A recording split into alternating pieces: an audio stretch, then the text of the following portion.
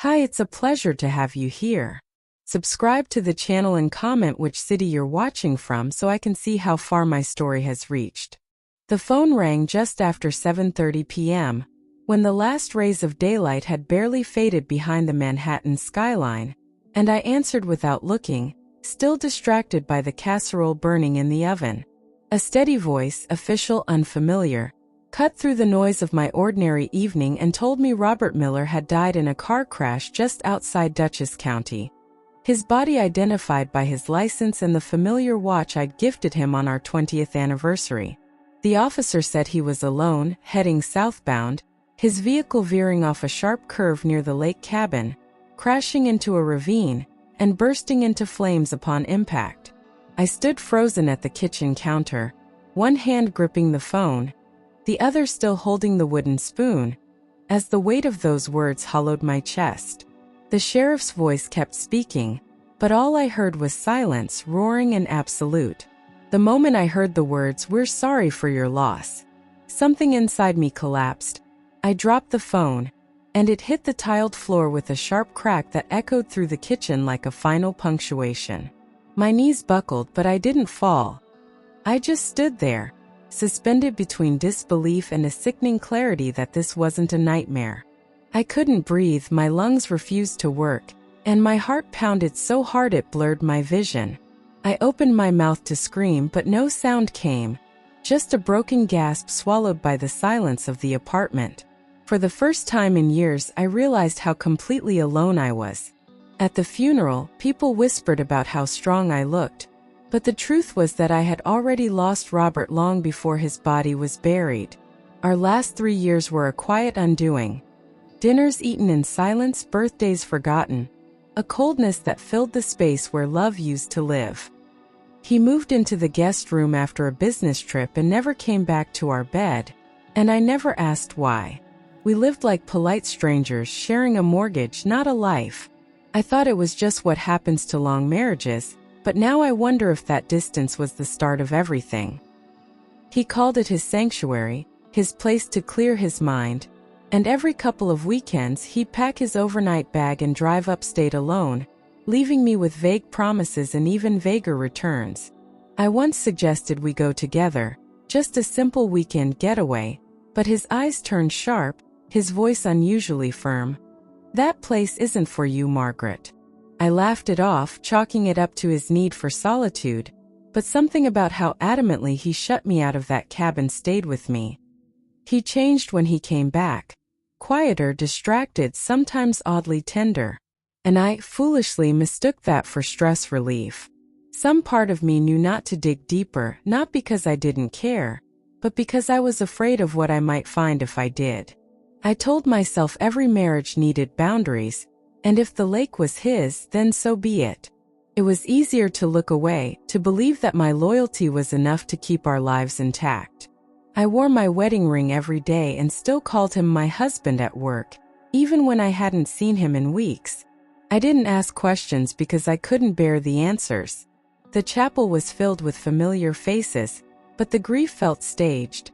Polite condolences, stiff embraces, a hollow echo of the man we were supposed to be mourning. My son, Daniel, clenched his jaw and stared at the floor, while my daughter, Emily, held my hand too tightly, as if trying to feel something, anything. The priest spoke of Robert's generosity, his devotion, his quiet strength, but the words didn't match the man I remembered. He had become a stranger in his own home long before death claimed him. We buried him in silence, each of us mourning a different version of him. The office was sterile and quiet, the kind of place where uncomfortable truths lived in manila folders and legal jargon. We sat in a row, the three of us, dressed in black but already stepping into the world of logistics and signatures. The lawyer, Mr. Harper, was kind but direct, reading Robert's final wishes with the detached efficiency of someone who had done this 1,000 times. Most of it was predictable. His assets split between the kids and me, his retirement accounts, a few sentimental notes. But there was one detail that made Mr. Harper pause, adjust his glasses, and clear his throat.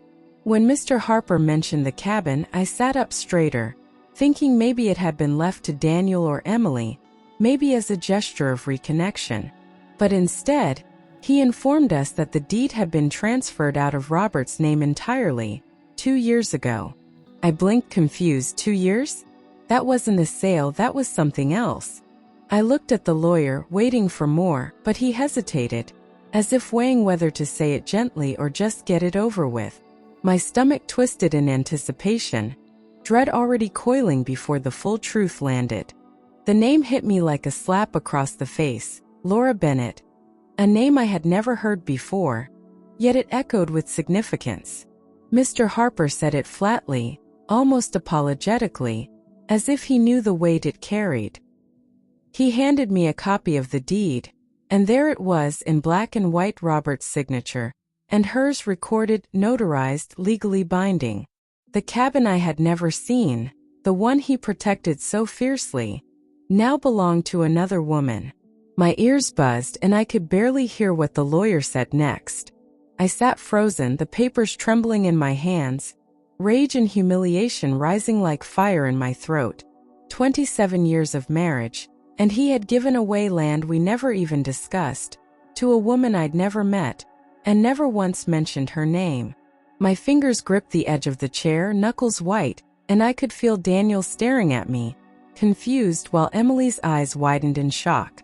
I didn't speak, not yet, because if I did I would scream. The betrayal wasn't just in the act, but in the silence that wrapped around it. Mr. Harper gently clarified that the lakeside cabin had been in Robert's family for decades, inherited from an uncle before we even met. That meant it wasn't marital property. It was legally his to do with as he pleased. I nodded slowly, trying to absorb the logic, but the law did little to soothe the devastation that had settled into my bones. Just because he could do it didn't mean it wasn't a betrayal. The truth was simple, brutal. He hadn't shared the most sacred parts of his life with me. Long after we left the lawyer's office, the name Laura Bennett circled in my mind like a ghost I couldn't pin down. There was no logical reason for Robert to give her that land, not unless she meant something more, something he never wanted me to know. I replayed every fishing trip, every vague excuse, every quiet weekend alone, and saw them now through a different lens. This wasn't charity. This was intimacy, history, secrecy. I needed answers not just for me, but for the life I thought we had built together.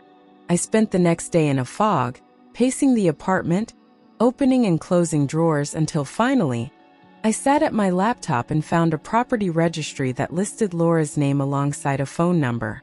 My hands trembled as I dialed, adrenaline and dread mixing like poison in my chest. I told myself it was just curiosity, that I had the right to know who she was and why she mattered to Robert. So I created a story. I was looking for property near the lake, and had heard hers might be for sale. I didn't know what I'd find, but I knew I had to go. When she answered, her voice was soft, almost musical, and it threw me off guard. I expected someone older, someone hardened, but she sounded barely 30, polite, a little uncertain and cautious.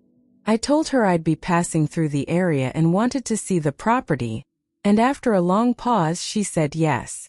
There was no mention of Robert, no questions about how I found her, just an address and a time. As soon as I hung up, the silence in the room felt heavier than ever. The highway gave way to winding roads, then to narrow gravel paths surrounded by dense trees that seemed to swallow the sky. Every mile closer felt like peeling back a layer of my own denial, like I was driving straight into the truth I had avoided for years. My palms were slick on the steering wheel. My stomach knotted with anticipation and dread. I turned off the GPS as the lake finally came into view, still and wide like a mirror of everything unsaid. I had arrived, but I didn't feel ready. She stood near the porch, arms crossed, as if shielding herself from more than just the wind. Her hair was tied back, her face makeup free, and despite the distance between us, I could see the unease in her eyes. The stroller beside her was simple, worn, and when she gently rocked it, I felt something inside me tighten. She couldn't be more than 30, maybe 32 at most, beautiful in a natural, unassuming way. I stepped out of the car and walked toward her, trying to keep my breath steady. He had curls the color of sand, soft cheeks, and a tiny fist gripping a plush giraffe, but none of that mattered. It was the eyes, those exact storm gray eyes I'd stared into for half my life, that hit me like a slap. He blinked at me once, curious, innocent, unaware of the shock flooding through my body. I tried to look away, but I couldn't. Every part of me screamed what I already knew. This child belonged to Robert. I had seen those eyes darken in anger, crinkle in laughter, soften in rare moments of tenderness, but never on a face so small, so new. I didn't ask questions. I didn't accuse. I didn't even introduce myself. The truth sat between us like a third presence, impossible to ignore, too heavy to carry. And for a second, I felt like I might collapse under the weight of what I now understood without words. I finally spoke, my voice tight, stripped of emotion. "How did you know Robert Miller?" Her lips parted, but no sound came for a moment, only a flicker of panic, confusion, and something like guilt. She glanced down at the child, then back at me, realizing perhaps that I wasn't just a stranger interested in real estate. The air between us grew sharp, like glass on the verge of shattering. And then she whispered his name again, softer this time, like a memory she didn't want to release. The words landed like a stone in still water, sending ripples through everything I thought I was ready to hear. Her voice cracked halfway through, her hand trembling as she reached instinctively for the boy, who now looked between us with growing unease. She wasn't lying. I could see it in the way her shoulders dropped, the way her eyes filled with tears, not for Robert, but for the life built on deception. "I didn't know," she said again, as if trying to convince herself more than me. And in that moment I realized she had been betrayed too. Everything inside me unraveled at once. The dinners he skipped, the business trips, the odd phone calls, the way he smiled differently when he came home. It all made sense now, and yet I couldn't make peace with any of it. He hadn't just cheated, he had built a parallel world. One with laughter, diapers, birthday cakes, and lies. I pressed my hand to my chest, trying to hold myself together, but the pain was too vast. He had died, yes, but the man I buried wasn't the one I thought I married. The moment I said it, something broke, between us, within her, maybe even in me. Laura's mouth parted slightly, her entire face draining of color as the truth snapped into place like a puzzle she never wanted to complete. I didn't raise my voice, I didn't need to. My words hung in the air, sharp and final, and I watched as the reality of my presence rewrote her entire memory of him. The silence that followed was deeper than any scream. She didn't speak, just pulled the boy closer, as if trying to protect him from a truth too heavy for his tiny ears. Her eyes filled with disbelief, then horror, then heartbreak, each emotion crashing into the next without mercy. I could see the betrayal hit her, wave after wave, as she realized she had been the other woman without ever knowing it. The child whimpered softly, sensing his mother's panic, and Laura let out a sound that wasn't quite a sob, but something far more broken. And I couldn't bring myself to comfort her. Eventually, we moved away from the porch, sitting on a weathered bench that faced the water, neither of us saying much. The lake was still, too calm for the storm brewing in our chests, and for a long time we just stared at it, as if waiting for answers to rise from its depths. We weren't enemies, how could we be, when we'd both been deceived by the same man? There was no handbook for this kind of grief, this twisted form of mourning. We just sat there, breathing in silence, both trying to survive it. Her voice was barely audible, as if each word was scraped from a place that now felt false and unfamiliar. They met 3 years ago. He'd spoken at a seminar she attended, charming, confident, quietly magnetic. He told her his wife had died of cancer 5 years prior, and that the lake cabin had helped him heal. Laura fell for him slowly, then completely, never imagining the truth was anything less than tragic. I listened, heart heavy, wondering how many times he'd rehearsed that lie. She told me about their Friday night dinners, the hiking trails he showed her, the swing he installed behind the cabin when she was pregnant. She said he cried when their son was born, promised he'd never felt happiness like that before. I could see it, him building cribs while I cooked alone in Manhattan, laughing with her while I thought he was fishing. Every moment she described rewrote one of mine. And through it all I felt myself hardening piece by piece. When she said his name, it pierced through me in a way I didn't expect. Leo, short, bright, innocent. I glanced at him again, still playing with the plush giraffe, unaware of the emotional wreckage swirling around him. He looked up at me and smiled, completely unaware that he had split open a marriage he never knew existed. 2 years old, born during the same season Robert canceled our anniversary trip. I swallowed the bitterness and whispered his name back. Leo. She showed me the certificate, her hands shaking as she passed the folded paper across the bench.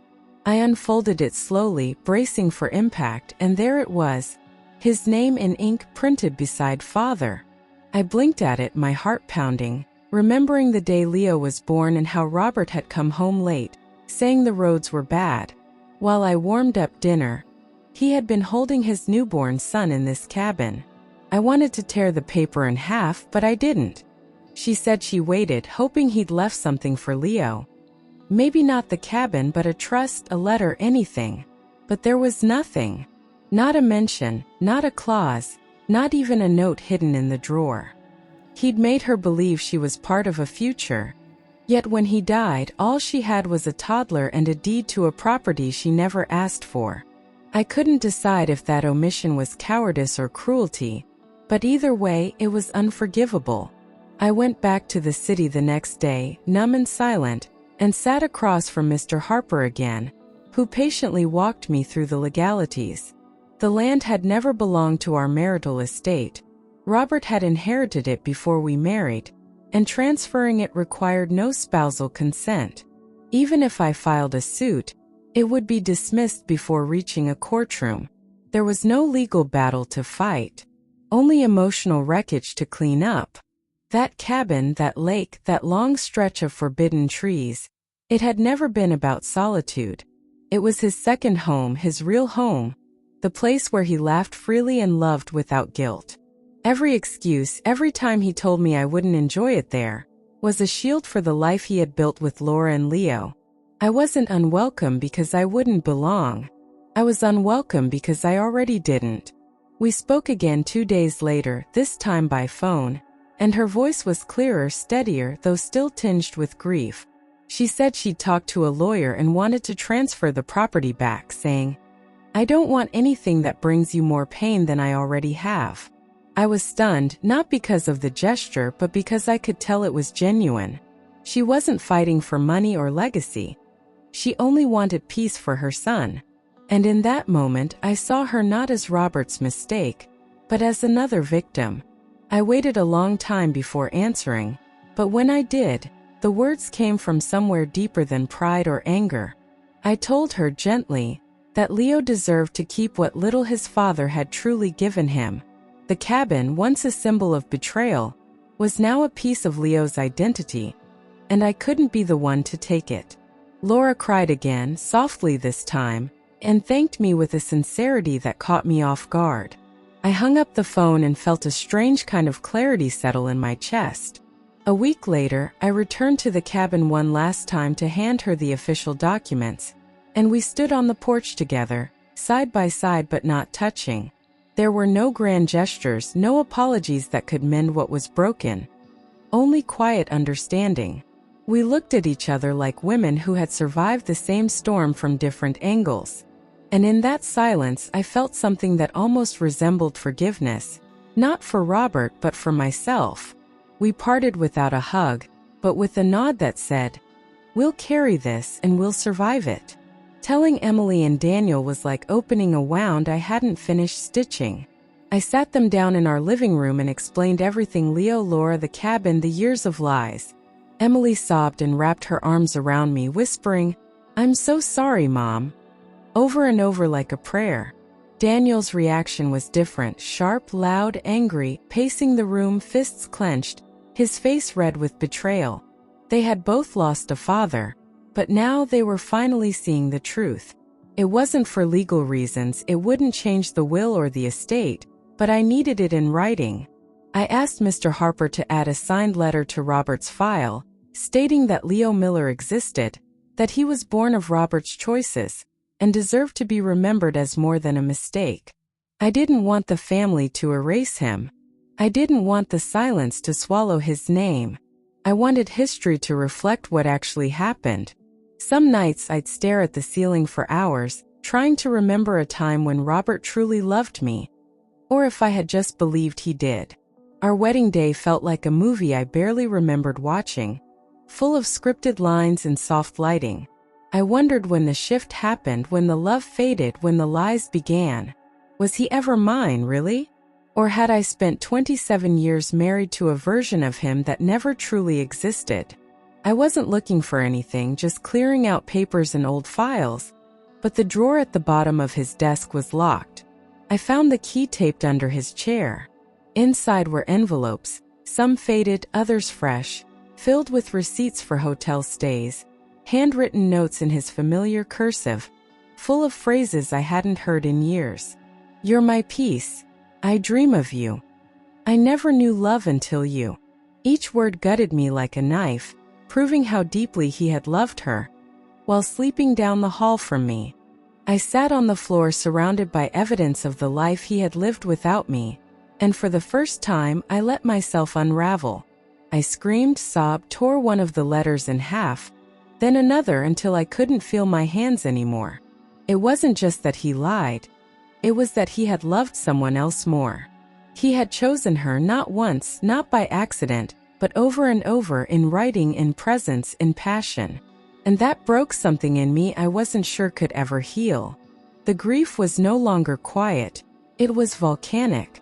I felt like a fool, like a ghost in my own life, like a woman who had been used as a placeholder while he chased happiness elsewhere. My memories betrayed me. Our vacations, our family photos, even our arguments, all of it blurred now under the weight of his duplicity. I hated him. I missed him. I pitied him. And most of all, I pitied the woman I had been for so long, faithful to a man who wasn't faithful to himself. I replayed it over and over, standing in front of him, holding the letters, the photos, the truth. I imagined myself shouting, asking, "Why her? Why lie? Why stay with me if you didn't love me?" But no fantasy could offer closure. He was dead, and death had stolen the confrontation I so desperately needed. All I had left was silence, and the echo of questions no one would ever answer. A week after our last conversation, an envelope arrived. No return address, just my name in neat handwriting. Inside was a simple card with soft watercolor flowers and a short message. "Thank you for telling me the truth. You didn't have to. You could have hated me. I'm grateful you didn't. I won't forget your kindness." I stared at her words, surprised by how much comfort they brought. In a world full of lies, at least one exchange had been honest. The backlash came quietly at first, whispers at the church, a cold shoulder from his cousin at the grocery store. Then his sister called me directly, furious, her voice sharp with denial. "You're ruining his memory. You're making things up. He would never do that." I didn't yell back. I just said, "You didn't know him like I did." But when I hung up, my hands were shaking. Grief had turned to tribalism, and I had become the enemy. It would have been easier to let them paint him as a saint, to pretend, to edit, to erase.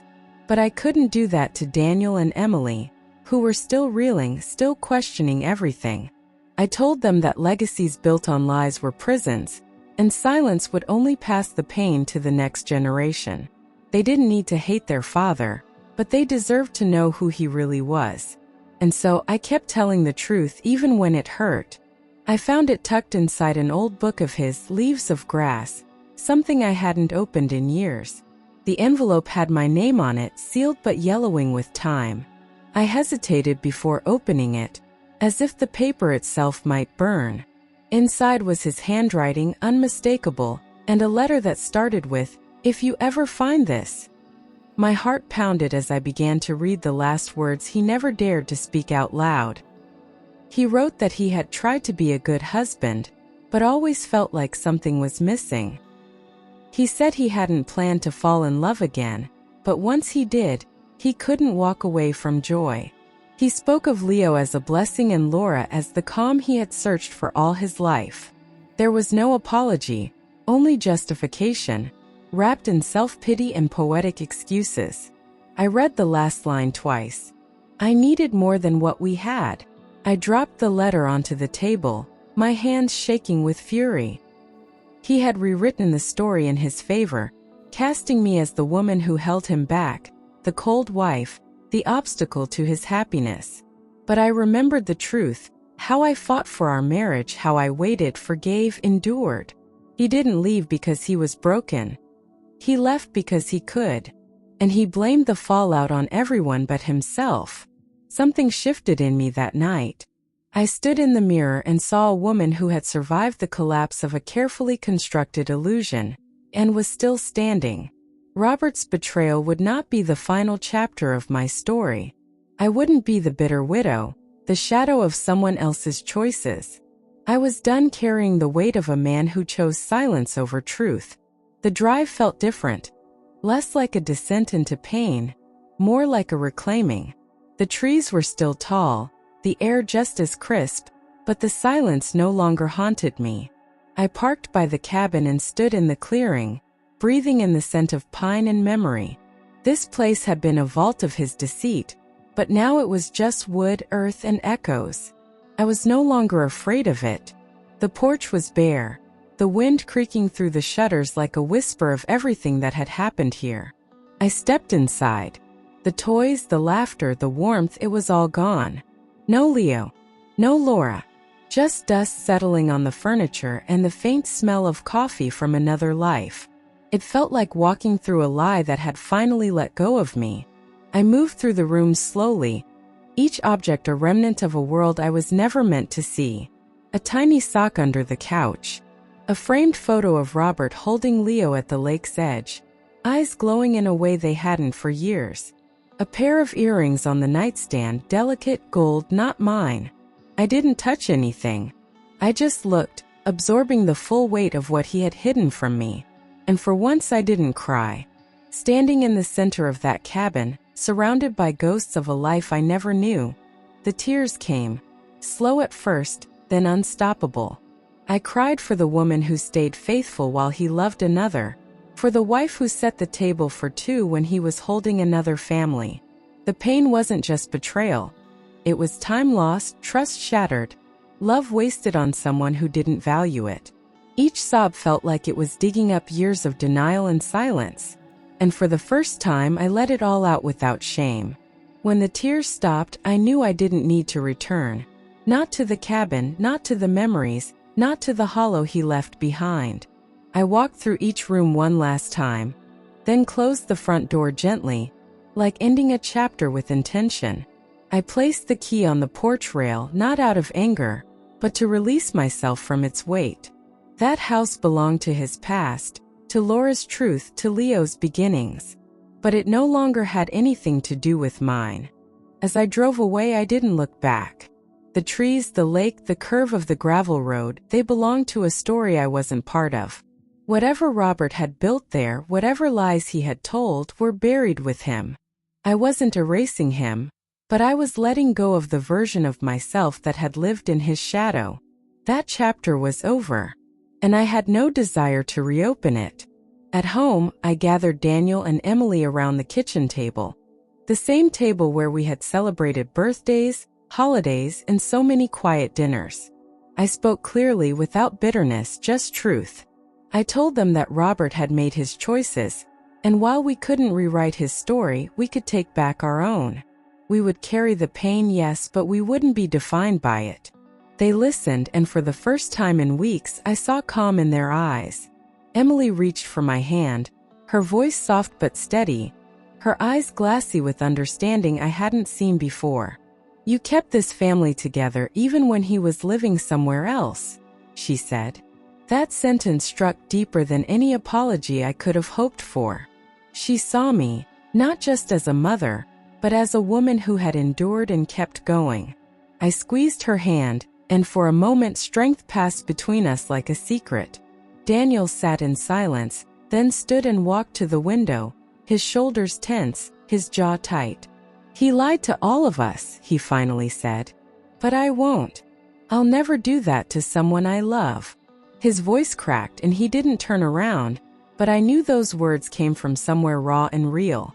I hated that he had to learn this through pain, but I was proud of the man he was becoming because of it. The city became my companion again. Not just the backdrop of grief, but a place for healing. I signed up for a morning yoga class, something I'd always meant to try, and let the stillness teach me how to breathe again. Therapy helped too, pulling out the roots of guilt and silence I'd buried for years. And every afternoon I walked through the park alone, no destination, just movement. Each step felt like a quiet rebellion against who I used to be. It happened during a community book club meeting, when someone asked about me, and I paused before answering. I didn't mention my husband. I didn't explain or qualify. I just said, "I'm Margaret." And in that moment, it felt like a reclamation of my name, my story, my space in the world. I wasn't someone's wife anymore. I was a woman rebuilding her life on her own terms. Months passed and Laura sent me a photo of Leo playing in the snow, bundled in a red coat, his cheeks flushed with joy. We didn't talk often, but when we did, it was respectful, brief, and honest. No friendship, no false closeness, just a quiet tether of shared loss and truth. She was raising Robert's son with dignity, and I respected her for that. Some bonds don't need constant tending. They just exist quietly, in mutual understanding. One spring afternoon, I drove near the lake, not to visit the cabin, but to stop by the public dock a mile down the shore. I stood at the edge, watching the sunlight ripple across the surface, and for the first time it didn't sting. The lake wasn't his anymore. It wasn't hers either. It was just water, quiet, deep, and free. And in its reflection, I finally saw myself. Justice didn't come through courtrooms or apologies. It came in quiet moments, in choices, in facing what was real. I didn't win anything, didn't reclaim the past, didn't rewrite the lies, but I refused to live inside them. The truth didn't heal every wound, but it gave me back my name, my voice, my future. In speaking it, I stopped being a victim of Robert's story. I became the author of my own. For so long I had feared the silence, mistaking it for emptiness, for loneliness, for failure. But now the quiet held space for reflection, for music, for mornings that belonged only to me. The photos were gone from the mantle, the closets cleared, the weight of pretending lifted. My home no longer echoed with what was missing. It welcomed what was still to come. I didn't do it for anyone else. Not for revenge, not for catharsis, not even for closure. I did it because I needed to take all the broken pieces and build something new. The first essay I submitted was called "The Woman at the Lake." My professor said it felt like fiction. I smiled and said, "It almost was. There's no roadmap for healing, no guarantee that the scars won't ache from time to time. But I walk forward with open eyes and a heart that has learned how to bend without breaking. I am Margaret, not someone's wife, not a secret, not a shadow, just a woman who faced the truth and kept going. And for the first time, that's more than enough." I started watering the plants again, not because they needed it, but because I did. Something about watching new leaves unfold reminded me that growth doesn't need permission. It just happens quietly, while you're learning how to live again. I stopped counting the days since Robert's death. Eventually, the grief stopped marking time, and I began to mark it by small joys instead. Fresh flowers, a favorite song, an unexpected laugh. I stopped explaining myself to people who still defended him. Some never wanted to believe the truth, and I let them live with their fantasy. I had nothing left to prove. I had survived the storm, carried the wreckage, and walked out stronger. Their opinions didn't undo what I had lived through, and they never saw what I saw in that cabin. Sometimes I still see Leo's eyes in my dreams, gray, steady, innocent. I don't know if he'll ever ask who I was. I don't know if Laura will tell him. But if he ever comes searching, I hope he finds more than just silence. I hope he knows he wasn't a mistake. He was just born into a story that was already falling apart. I went to the ocean on the anniversary of Robert's death. Not to mourn him, but to release him. I wrote his name in the sand and watched the tide wash it away, slow and steady. Didn't feel cruel. Felt honest. We all returned to something eventually. And he had already returned to the man he truly was, long before I knew it. I no longer flinch when I hear the words fishing trip or cabin. I no longer imagine him standing at the door with his suitcase, lying with a smile. Those images don't have power over me anymore. They've become like static in the background, present but no longer important. My mind is full of new images now, and none of them include him. I bought a bicycle. I hadn't ridden one in over 20 years, but something about feeling the wind on my face made me feel alive again. I laughed when I lost balance and scraped my knee. I laughed even harder when a stranger helped me up and said, "Still got it." And for the first time in years, I believed I actually did. I started writing a novel. Not about Robert, not exactly, but about a woman who uncovers a life she didn't know she was living. The story poured out of me like it had been waiting. Each chapter was a piece of healing I hadn't known I needed. I didn't care if anyone read it. I just wanted to prove to myself that my story didn't end with him. My friendships deepened in unexpected ways. Women I'd known for years began opening up, sharing their own quiet betrayals, their own versions of Robert. We drank wine, we cried, we laughed until our ribs hurt. We weren't victims, we were survivors. And there was strength in saying out loud what we used to only whisper. I don't romanticize our marriage anymore. I see it for what it was, moments of love tangled in years of silence. I hold the good memories gently, but I no longer use them to excuse the rest. Love, when real, doesn't hide in cabins or lie with practiced ease. It shows up every day. And now I know what to expect and what not to accept. And if there's one thing I've learned, it's this. The truth doesn't destroy you, it sets you free. The lie is what keeps you locked in a version of your life that was never yours to begin with. And once the lie dies, something beautiful can grow in its place. Not quickly, not easily, but deeply, quietly, like roots finding light after years in the dark.